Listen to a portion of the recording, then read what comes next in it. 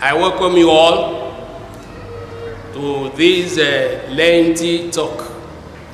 I pray that the word of God will be meaningful in our hearts in Jesus' name. Let us pray. Speak to us, Lord, as we hear from the throne of grace. And at the end of it all, your name alone be glorified. In Jesus' name I have prayed. Amen. The theme before us says, believe and be saved. Believe and be saved. Text, Acts of the Apostles, chapter 16, verses 30 and 31. It read thus: He then brought them out and asked, Sirs, what must I do to be saved?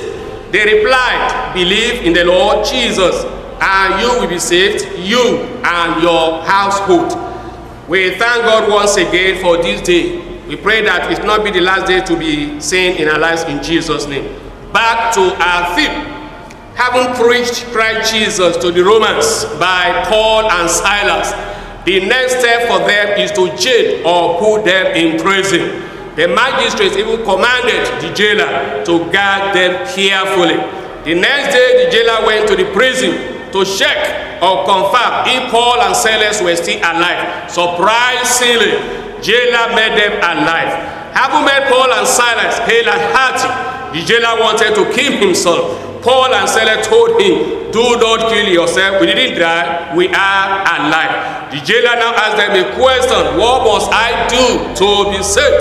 Paul and Silas replied, believe in the Lord Jesus, you will be saved, you and your household.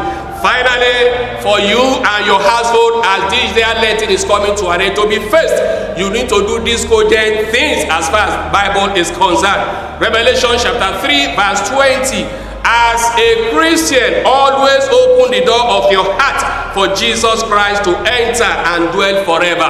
For Jesus himself said when he was alive, if you open your heart, I will enter, I will dwell. You will be my son, I will be your father. If you look at Galatians chapter 4 verse 6, let the power of Holy Spirit surround whatever you are doing. If you look at the book of if you look at the Bible in the Old Testament, the Bible made it clear that the moment the Spirit of God departed from the life of King Saul, he started doing a lot of things. Therefore, I pray the power of Holy Spirit after this year Lent will not depart from us in the name of Jesus Christ. John chapter 1 verse 12, wherever you find yourself as a Christian, always confess and accept Jesus Christ as your personal Lord and Savior. And as you begin to do so, God in his infinite mercy will bless you abundantly in Jesus' name. Let's bow our heads as we pray. Our Heavenly Father, we return thanks to you for this brief exhortation. We ask, Lord, that having listened to your word, our lives will never remain the same. Thank you, Father, for answering our prayers. In Jesus' precious name, I have prayed. Amen.